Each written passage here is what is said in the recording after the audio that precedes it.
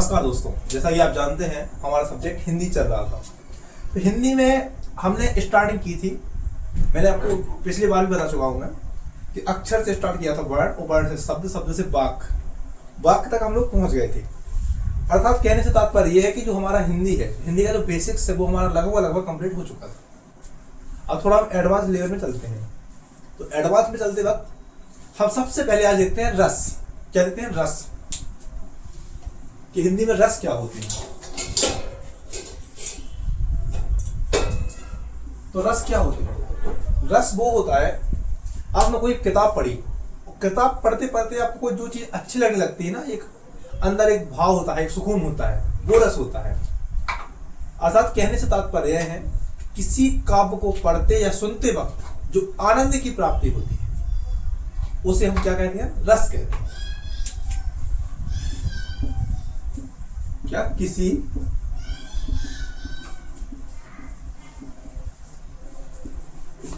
काव्य को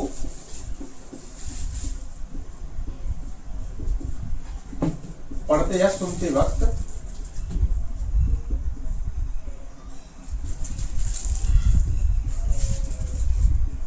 जो आनंद की प्राप्ति होती है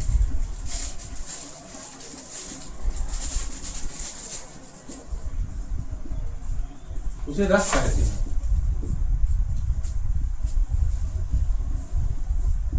अब भाई आनंद की प्राप्ति तो हो गई। अब हमको सबसे पहले ये देखना है कि रस आखिर सबसे पहले इसकी उत्पत्ति कहां पर हुई, अर्थात सबसे पहले कहां पर इसका वर्णन किया गया। तो इसका वर्णन सबसे पहले भरत मुनि के नाट्य शास्त्र में मिलता है। ठीक है, भरत मुनि के नाट्य शास्त्र में मिलता है। और भरत मुनि के नाट्य शास्त्र में 8 रस बताए जाते हैं। कितने रस? 8 रस।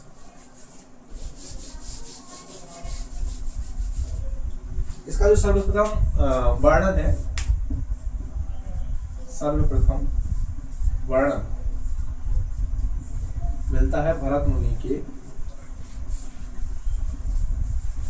नाट्य शास्त्र में।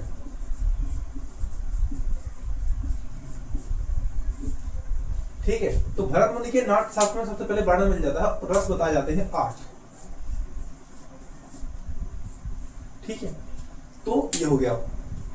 अब रस को काव्य जो होता है,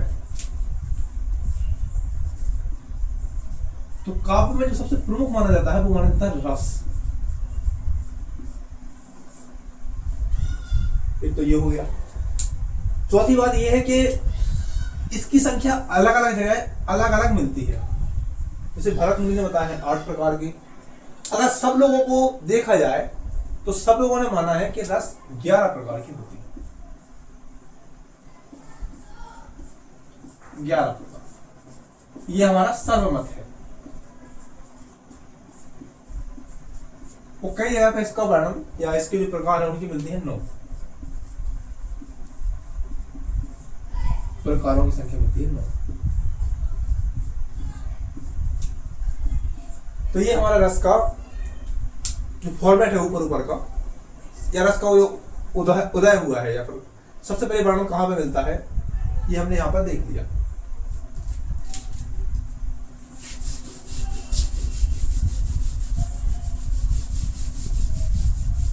अब एक परिभाषा जो आप लोगों ने शायद स्कूल टाइम पर भी पढ़ी होगी कि भरत मुनि के अनुसार रस की परिभाषा बताइए।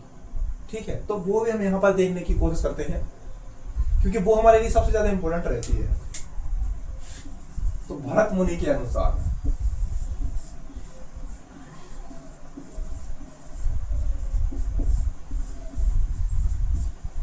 रस की परिभाषा।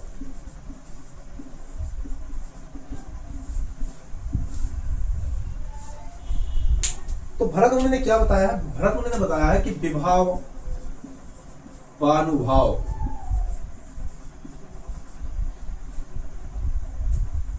विभानुभाव, विसंचारी भाव, व्यसंचारी भाव, दृश्य रस निष्पत्ति, दृश्य रस निष्पत्ति, अर्थात विभाव, अनुभाव व संचारी भाव के जो मेल से रस की निष्पत्ति होती है। विभाव, अनुभाव और संचारी भाव।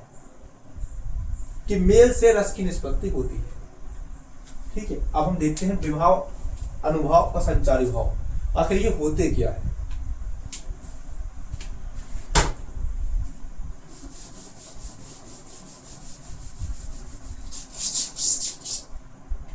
तो जैसे आपने कोई बुक पढ़ी,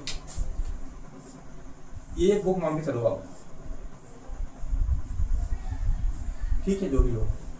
अब आपने एक बुक पढ़ी, यहां पर लिखता हूं मैं, इसको समझाने की कोशिश करता हूं। विभाव, अनुभाव, संचारी भाव।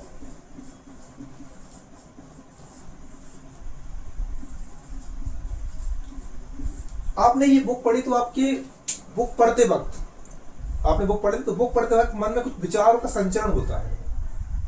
जो संचरण होता है ना, वो संचारी भाव के अंतर्गत आता है। इसकी संख्या बताई जाती है 33। जैसे इसके एग्जांपल भी है, हालांकि इसकी पूरे कुछ याद करने की जरूरत नहीं पड़ती, कुछ ही याद करने पड़ते हैं। जैसे लज्जा, गिलानी, निर्वेद, इसी कर दो इसको, ये हो गया। अब है विभाव। तो विभाव जिस कारण से, विभाव में क्या है, कारण बताया जाता है। ठीक है, और अनुभव में क्या होता है, मन की भावों की बात की जाती है। मन की भाव,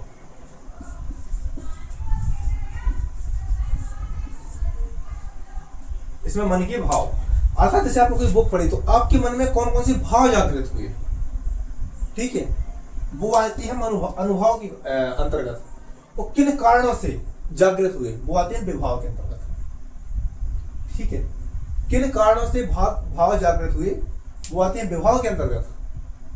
ठीक है, और जो मन के अंदर भाव आए, भाव जागृत हुए, वो होते हैं अनुभाव के अंतर्गत। संचारी भाव एक होता है स्थायी भाव। तो जैसे आपने कोई बुक पढ़ी, तो बुक पढ़ते वक्त जो भाव आपके दिमाग के अंदर कुछ स्थायी रूप से वो विद्यमान हो जाते हैं, ठीक है, वो होते हैं स्थायी भाव। स्थायी रूप से विद्यमान।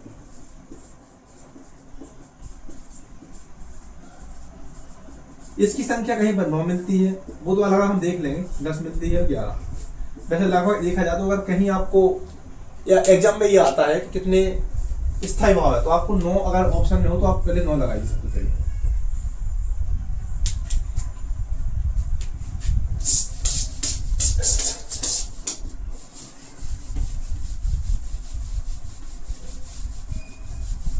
अब देखते हैं रस के प्रकार। रस होते क्या हैं, रस के अंदर कितने प्रकार होते हैं, कितने स्थायी भाव होते हैं, अब हम इसको देखने की कोशिश करते हैं। तो ये हो गया रस। तो रस तो हमने देख लिया। रस क्या, काव्य में अग्रणी माना जाता है, ठीक है, ये तो मैंने आपको बता दिया पहले। अब रस की परिभाषा भी हो गई है। अब हम देखते हैं रस के प्रकार। तो सामान्यतः देखा जाए तो इसके भरत मुनि ने 8 प्रकार बताए हैं, लेकिन हम पूरे जो सर्वमत के अनुसार है वो 11 की 11 प्रकार यहां पर देखने की कोशिश करते हैं। सबसे पहले देखते हैं श्रृंगार रस। श्रृंगार रस, दूसरा है हास्य, करुण, चौथा है रौद्र, पांचवा है भयानक, छठवां है वीर, सातवां अद्भुत,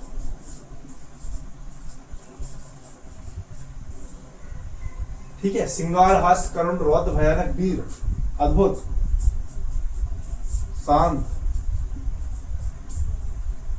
ये हो गया, यहां पर लिख देता हूं मैं, शांत,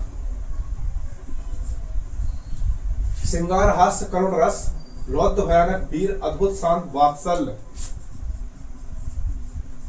और 10वां है विभत्स, और 11वां जो माना जाता है उसको माना जाता है भक्ति। ठीक है, इसको देखिए आप दोबारा। श्रृंगार, हास्य, करुण, रस, रौद्र, भयानक, वीर, अद्भुत, शांत, वात्सल्य, विभत्स, और जो 11वां है वो है भक्ति। ठीक है, अब श्रृंगार देखो आप, अब इसके बगल से हम देखते हैं इसके स्थायी भाव।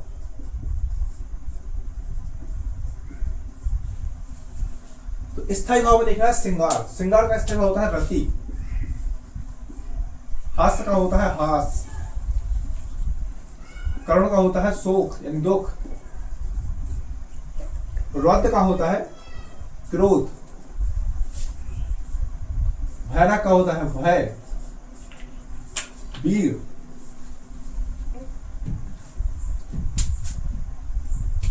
शांत का होता है निर्वेद।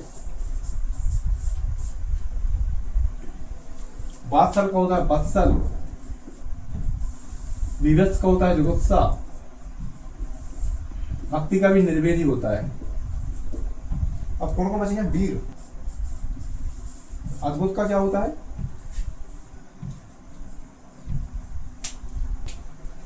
ये होता है अद्भुत। अद्भुत का होता है विस्मय। ठीक है, तो इन्हीं के साथ ये 10-11 प्रकार हो गए। श्रृंगार, हास्य, करुण, रौद्र, भयानक, वीर, अद्भुत, शांत, वात्सल, विभत्स और भक्ति। अब स्थायी भाव देखो, तो श्रृंगार का होता है रति, हास्य का होता है हास, करुण का होता है शोक, और रौद्र का होता है क्रोध, भयानक का होता है भय, वीर का होता है उत्साह, अद्भुत का होता है विस्मय, शांत का होता है निर्वेद, वात्सल का होता है वत्सल, विभत्स का होता है जुगुप्सा और भक्ति का होता है निर्वेद। ठीक है,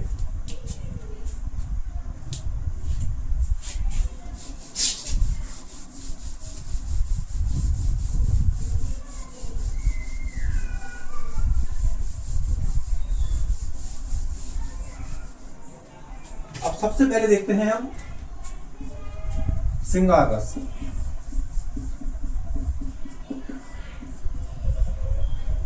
श्रृंगार रस, यहां पर आप एक कॉमन परिभाषा लिख लीजिए। जैसे अगर आपका कोई रिटन एग्जाम हो और रिटन एग्जाम में आपको देखना पड़े वो परिभाषा, तो पीएससी का मेंस होता है, उस पर रिटन एग्जाम होता है, तो बार बार 50 परिभाषा याद नहीं करना है। एक परिभाषा लिखो, सिर्फ उसका स्थायी भाव बस चेंज करते जाओ और बस आराम से आप उसी परिभाषा के साथ सभी रसों में लिख सकते हैं उसको। जैसे खालिस्तान यहां पर डाल दो, नामक, स्थायी भाव का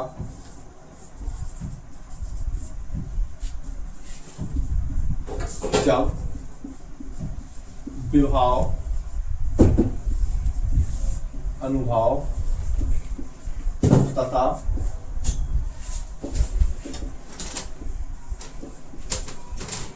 संचारी भाव से मेल होता है,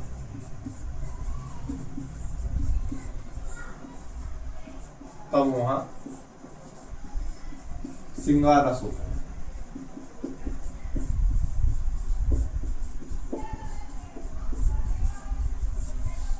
श्रृंगार रस में क्या है? खालिस्तान नामक स्थायी भाव का जब विभाव, अनुभाव तथा संचारी भाव से मेल होता है, तब वहां श्रृंगार रस होता है। ये परिभाषा हम कहीं भी डाल दें। हमको हास्य रस लिखना है तो हास में लिखना है, हास नामक स्थायी भाव का जब विभाव, अनुभाव या संचारी भाव का से, हास नामक स्थायी भाव का जब विभाव, अनुभाव तथा संचारी भाव से मेल होता है, तो वहां श्रृंगार रस या हास रस होता है। ठीक है, तो ये हो गया। अब वैसी परिभाषा है, अगर ये तो हो गया। अब नॉर्मली अगर देखा जाए तो किस तरह से हमको उसको प्रस्तुत करना है। रस, श्रृंगार रस। श्रृंगार रस में क्या होता है? दो चीजें होती हैं, एक तो होती है नायक और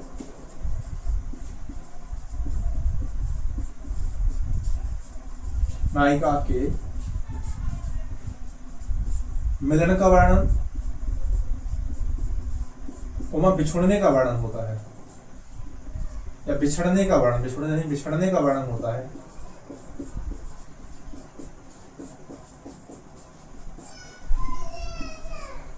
वहां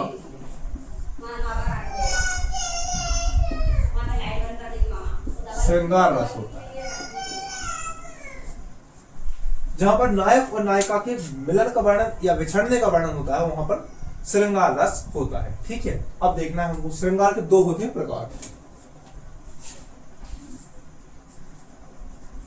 एक होता है संयुक्त श्रृंगार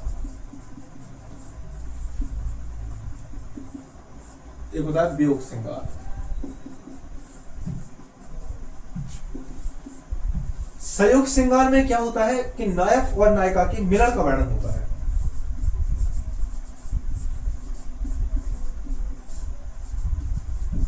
नायक और नायिका के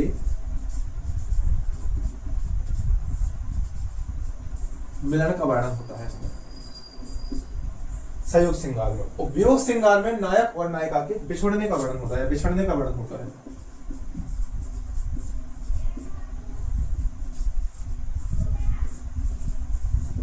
नायक और नायिका के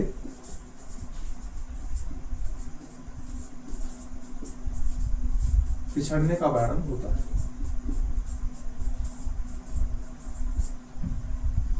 ठीक है, संयोग श्रृंगार में क्या होता है कि नायक और नायिका के मिलन का वर्णन होता है, और वियोग श्रृंगार में नायक और नायिका के बिछड़ने का वर्णन होता है।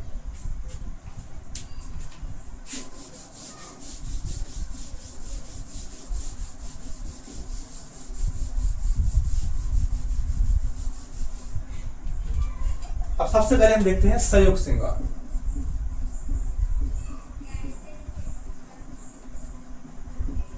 तो संयोग श्रृंगार का उदाहरण,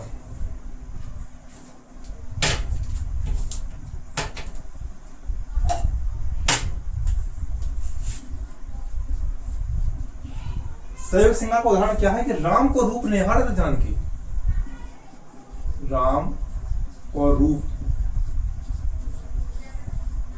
निहारत जानकी, कंगन के नंग की परछाई,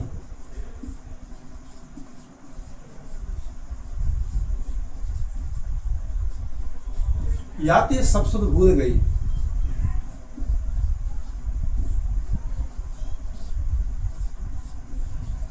भूल गई, कर टेक रही, पल टारत नाई।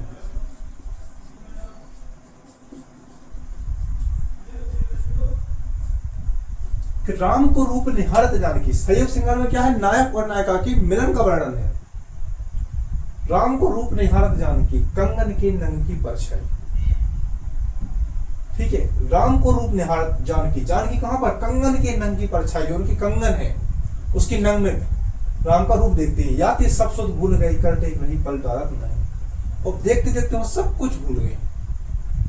ठीक है, ये हो गया संयोग श्रृंगार। अब हम देखते हैं वियोग श्रृंगार।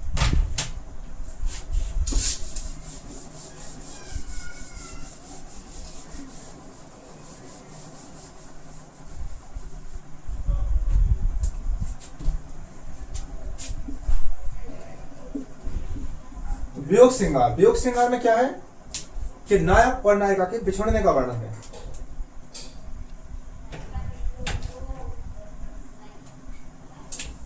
तो नायक और नायिका के इसमें क्या है, नायक और नायिका के बिछड़ने का वर्णन है।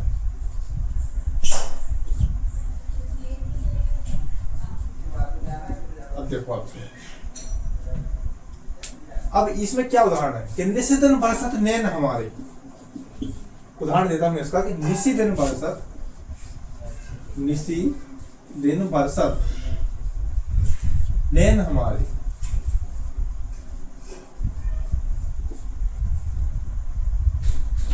सदा राहत पावस ऋतु हम पर, सदा राहत पावस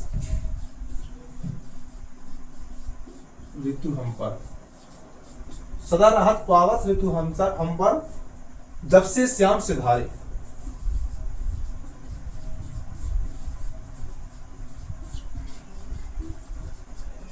अब इसको आप देखो कि निसी दिन बरसत नैन हमारे, सदा राहत पावस ऋतु हम पर, निसी दिन बरसत नैन हमारे, उस दिन को सोचकर ही हमारी आंखों में आंसू आ जाते हैं। सदा राहत पावस ऋतु हम पर, और ऋतुओं भी हमको देखकर, मतलब ऋतु आते ही वो एक आता ना पल कि हम काश उस टाइम पर वहां पर थे।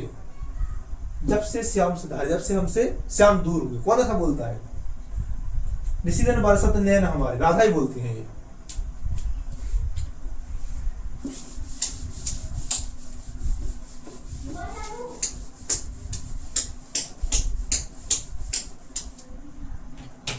अब हम देखते हैं हास्य रस। हास्य रस, तो हास्य रस में क्या होता है, किसी काव्य को पढ़ते या सुनते वक्त, हास्य रस में क्या है, किसी काव्य को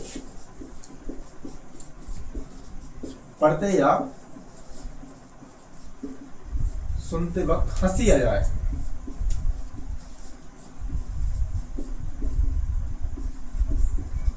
वहां हास्य रस होता है।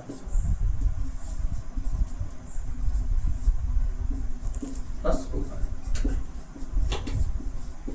ठीक है। जब किसी काव्य को पढ़ते या सुनते वक्त हंसी आ जाए, वहां हास्य रस होता है। जैसे इसका एग्जाम्पल है, मैं ऐसा ही मतलब मजाक के लिए बोलता हूं कि ऐसी वाणी बोलिए सबसे झगड़ा हुए, ठीक है, ऐसी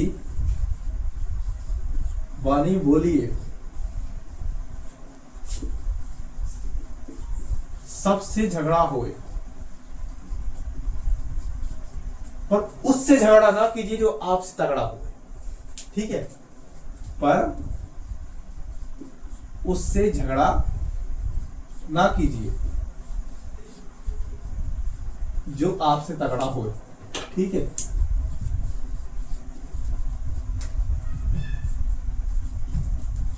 तो ये अपना हास्य रस खत्म हो जाता है यहां पर। ऐसी वाणी बोलिए सबसे झगड़ा हो, मुझे ही हंसी आ रही है, पर उससे झगड़ा ना कीजिए जो आपसे तगड़ा हो।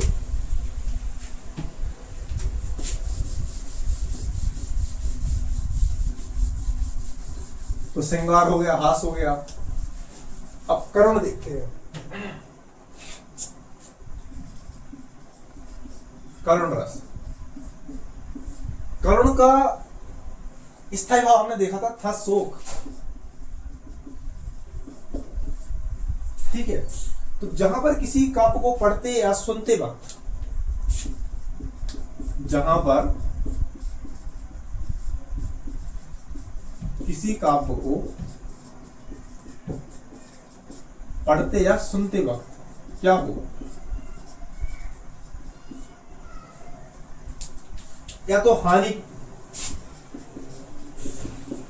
अधिक लॉस हो जाए किसी व्यक्ति का, क्या होता है उसके प्रति दया उत्पन्न हो। एक होता है दया, एक होता है करुणा। ये आप एथिक्स में पढ़ोगे, देखो मैं यहां पर समझा देता हूं। ये होता है दया, ये होता है करुणा, एक चीज होती है सहानुभूति, एक होता है समानुभूति। समानुभूति, ये चार वर्ड देखिए आप। सहानुभूति वो होती है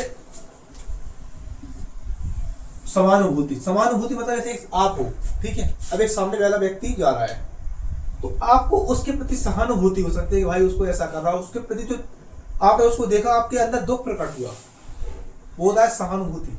वो आप उसको बोल रहे हैं कि हम तुम्हारी क्या हेल्प कर सकते हैं, ये वो चीज है, तो वो हो गया सहानुभूति। और जब एक व्यक्ति है, जैसे मान के ट्रैफिक देखा होगा आपने, ट्रैफिक में कुछ लोग आते हैं और वो पैसे मांगते रहते हैं, तो पैसे मांगते रहते, तो आपने देखा कि आपको उस पर क्या सहानुभूति आ गई, तो आपने उसको बोला क्यों ले रहे हो, क्या प्रॉब्लम है, ये वो, आपने उससे पूछा, छोटी मोटी चीजें ऐसी पूछी उससे, और उसकी आपने जो है तो हेल्प कर दी, वो हो गया सहानुभूति प्रकट करना। लेकिन जब वो वहां पर पैसे मांग रहा है, वो आपके दिमाग में भी आ रहा है यार ये कैसे क्यों मांग रहा है, इसकी क्या परिस्थिति होंगी, ये वो सब चीजें, मतलब जैसा वो उस समय पर अनुभव कर रहा है, ठीक वैसी फीलिंग आपके अंदर जागृत हुई है, वो होता है समानुभूति, ठीक है। और आपने जाकर उसको 50 का नोट निकाला, दे दिया, वो हो गया दया, वो हो गया दया। और आपको उसको देखकर, या कोई व्यक्ति है उसको देखकर बिल्कुल आप भर गए, आप बिल्कुल आपका दिमाग काम करना बंद कर दिया, या सीधी सीधी बात है कोई आपके सामने रो रहा है, उसकी बात सुनकर आप भी रोने लगे, तो वो होता है करुणा, ठीक है। इन चार वर्डों में ये देखने में समान लगते हैं, लेकिन इन समान नहीं है। जैसे ये 3 वर्ड देखने लगभग समान लगते हैं, लेकिन इनमें अंतर होता है।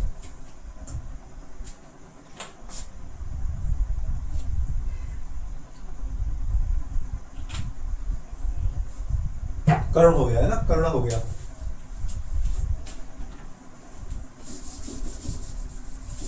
किसी को देखते वक्त हानि या करुणा की भावना उत्पन्न हो, या करुणा की भावना सुनते वक्त आपके अंदर करुणा की भावना हो, उत्पन्न हो, जो भी हो, वहां करुण रस होता है।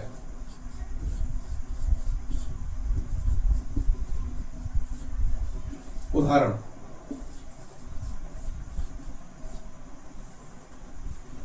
क्या है कि देख सुदामा, जब सुदामा जी आते हैं द्वारका नगरी कृष्ण जी से मिलने के लिए, अपने बचपन की सखा से मिलने के लिए, जब वो द्वारका नगरी आते हैं तो देखते हैं कि उनके पैरों में छाले पड़े हुए हैं, कांटे लगे हुए हैं। तब यहां पर लिखते हैं कि देख सुदामा की दीन दशा, करुणा करके करुणा निधि रोए। क्या कि देख सुदामा की दीन दशा, करुणा करके करुणा निधि रोए।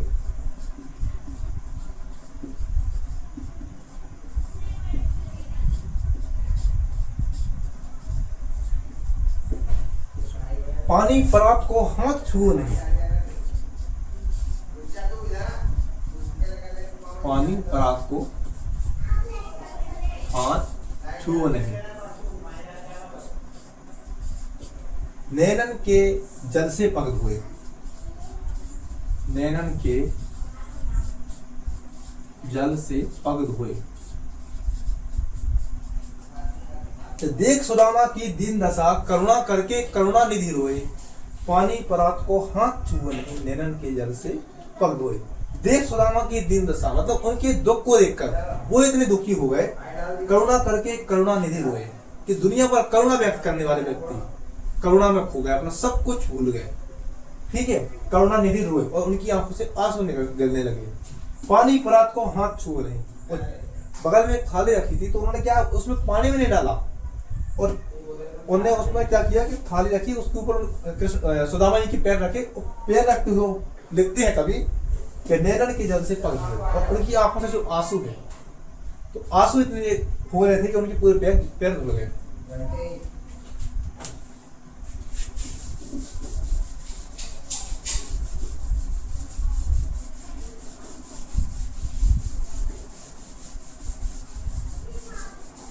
श्रृंगार रस, करुण रस, रौद्र।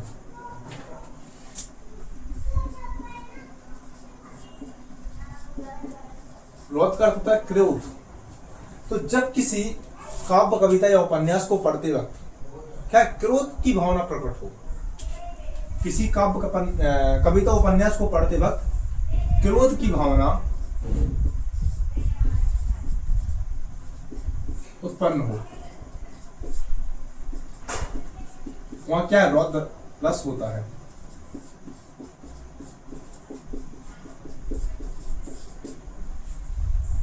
उदाहरण, रौद्र रस का क्या उदाहरण है कि श्री कृष्ण के सुन वचन, श्री कृष्ण के सुन वचन अर्जुन क्रोध से जलने लगे।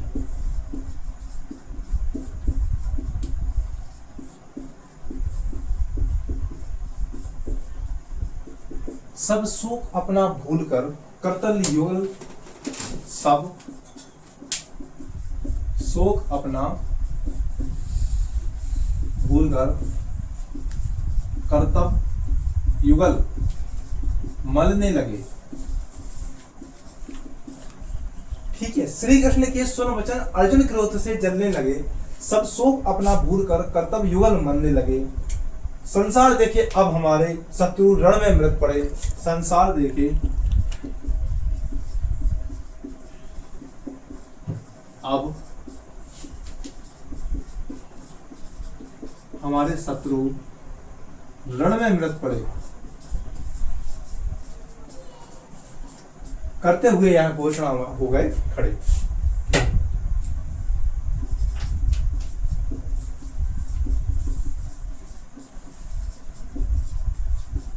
वह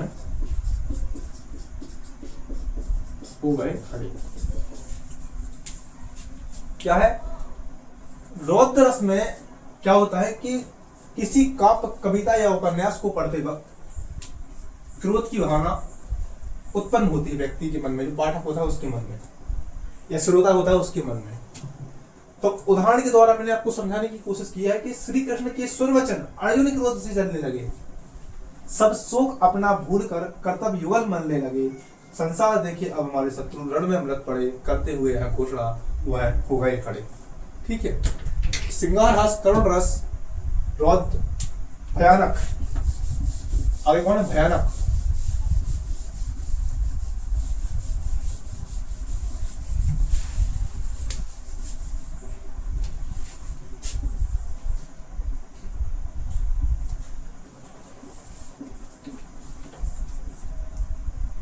श्रृंगार हास करुण रस रौद्र भयानक। हाँ, तो भयानक रस, तो भयानक रस क्या होता है कि भय उत्पन्न करता है। जब किसी काव्य या कविता या उपन्यास को पढ़ते वक्त या सुनते वक्त श्रोता हो या जो देखने वाला हो उसके मन में भय उत्पन्न हो, क्या उत्पन्न हो, भय उत्पन्न हो, वहां पर भयानक रस होता है। इससे एक उदाहरण देता हूं मैं, इस उदाहरण के द्वारा आप समझने की कोशिश कीजिएगा कि एक और अजगरी लक, एक और अजगरी लक, एक और मृगराय, विकल बटोही बीच में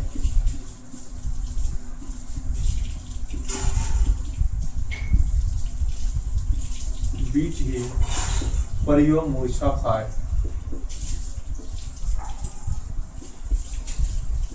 अब इसको समझने की कोशिश करके, एक और अजगरी लक, एक और अजगरी है, एक और मृगराय, दूसरी तरफ मृगराय है, विकल बटोही बीच ही, इनके बीच में पड़कर परियो मूर्छा खाए, क्या होता है, व्यक्ति मूर्छित होकर लगा। तो ये सुन के ही हमको एक भय उत्पन्न होता है। ठीक है, इसलिए यहां पर क्या है, भयानक रस, तो भयानक हो गया। श्रृंगार हास करुण रस रौद्र भयानक वीर, अब देखते हैं वीर,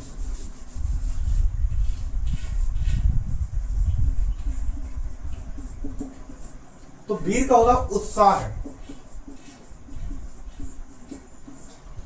तो जब किसी काव्य को पढ़ते वक्त श्रोता या देखने वाले, जो देखने वाला सुनने वाला, उसके मन में क्या है, वीरता की भावना जागृत हो, एक उत्साह जागृत हो, वीरता से संबंधित, वहां पर क्या है, वीर रस होता है, वीरता। ठीक है, उदाहरण देखते हैं इसका, क्या है कि वह खून कहो किस मतलब का, वह खून कहो किस मतलब का, जिसमें उबाल का नाम ना हो,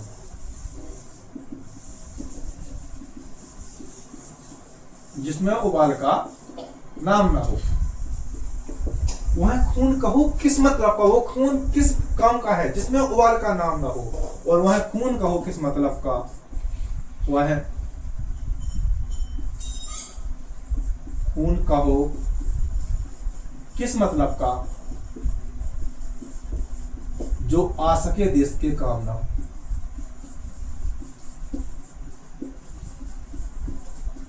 देश के काम ना। ठीक है, वह खून कहो किस मतलब का जिसमें उबाल का नाम ना हो, वह खून कहो किस मतलब का जो आ सके देश के काम ना हो। इसमें क्या वीरता वाली पंक्ति है, उसको हम डाल सकते हैं, जैसे वो लक्ष्मीबाई की है कि खूब लड़ी मर्दानी वो तो झांसी वाली रानी थी, तो वो इसी के अंतर्गत हम डाल सकते हैं।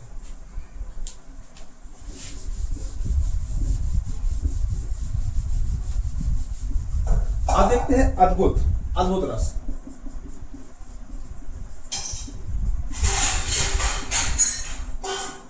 अद्भुत का जो स्थायी भाव होता है वो होता है विस्मय।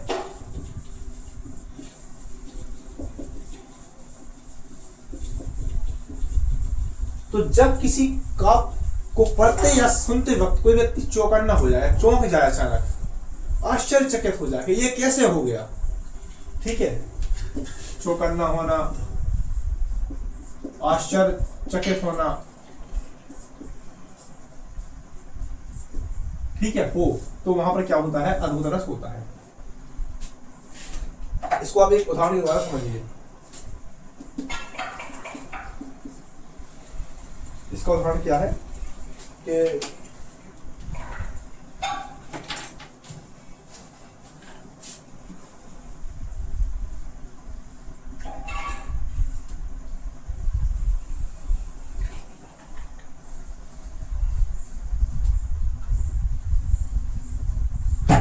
देखिए आप उदाहरण कि एक अचंभा देखा रे भाई, एक अचंभा देखा रे भाई, ठाणा सिंह चरावे गाय, ठाणा सिंह चरावे गाय, और पहले पूत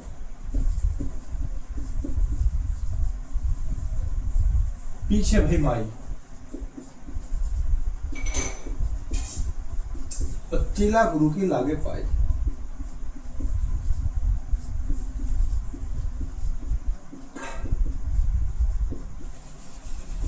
अब इसको देखिए आप कि एक अचंभा देखा रे भाई, भूमि नहीं है भाई है ये, ठाणा सिंह चरावे गाई, पहले पूत पीछे भई माई, और चेला गुरु के लागे पाई। क्या ऐसा हो सकता है? इसमें देखो आश्चर्य ने कहां पर है कि एक अचंभा देखा रे भाई, हमने अचंभे वाली चीज देखी, अचंभा देखा है, ठाणा सिंह चरावे गाय, कि जो शेर है वो गाय को चरा रहा है, पहले पूत पीछे भई माई, पहले लड़का पैदा हो गया, उसके बाद माँ पैदा हुई, और चेला गुरु के लागे पाई, चेला गुरु के चरणों में गिरा पड़ा है। तो ये बात तो ठीक है कि चेला गुरु के लागे पाई, लेकिन ये देखो आप, ठाणा सिंह चरावे गाय, पहले पूत पीछे भई माई, और चेला गुरु के लागे पाई। आजकल तो कुछ भी चल रहा है ना, तो ये अद्भुत रस का एक उदाहरण है।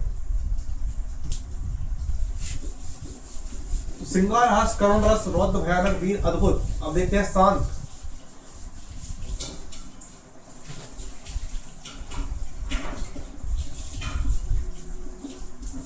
शांत रस, तो शांत रस में क्या होता है कि इसमें ईश्वरी भक्ति होती है।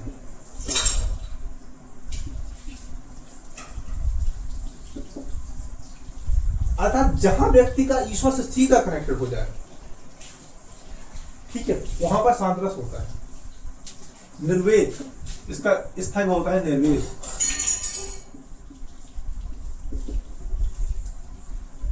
जैसे इसका एक उदाहरण है,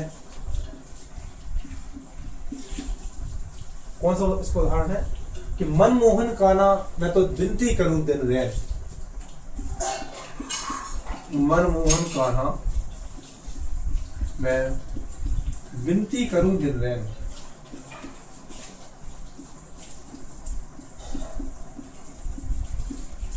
मनमोहन काना विनती करूं दिन रैन, राह तके मोरे नैन। ठीक है, ये है कि मनमोहन काना मैं तो विनती करूं दिन रैन, ये हो गया।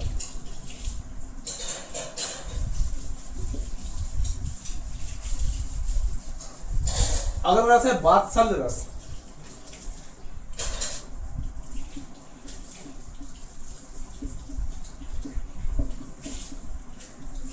वात्सल्य का अर्थ होता है वत्सल।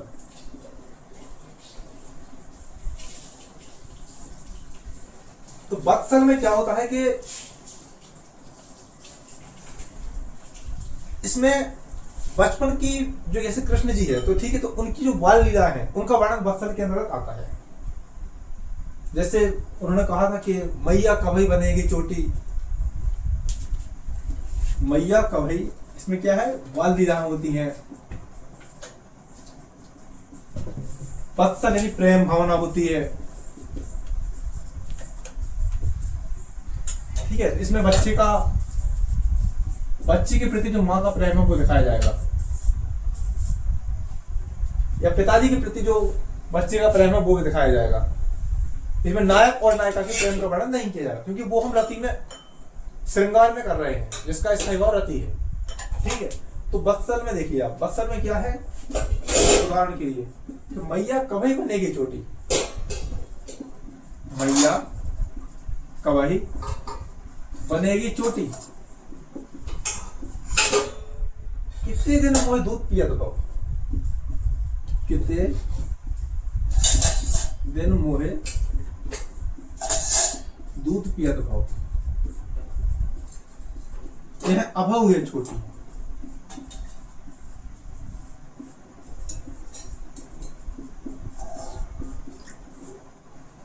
कि मैया कभी बनेगी चोटी, कितने दिन मोहे दूध पिया दिखाओ, यह अभाव है छोटी, मतलब मैया मेरी छोटी कब तक बनेगी, मुझे कितने दिन दूध पीते पीते हो गया है, लेकिन यह आज भी छोटी है।